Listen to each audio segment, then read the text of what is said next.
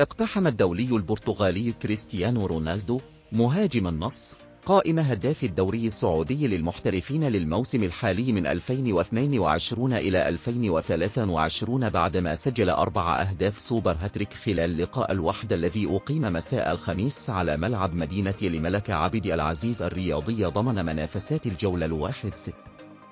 ووصل كريستيانو رونالدو إلى الهدف الخامس في مسيرته مع نادي النصر ليصل إلى المركز التاسع في جدول ترتيب الدوري السعودي للمحترفين.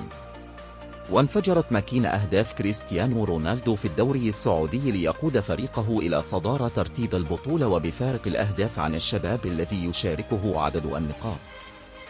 وأصبح كريستيانو رونالدو أسرع لاعب في تاريخ الدوري السعودي للمحترفين يسجل هذا العدد من الأهداف خلال 60 دقيقة. ووصل كريستيانو رونالدو إلى السوبر هاتريك رقم 11 بمسيرته الرياضية بعد رباعيته مع النصر في شباك الوحد. كما وصل كريستيانو رونالدو إلى الهاتريك رقم 61 في مسيرته الكروية في الملاعب.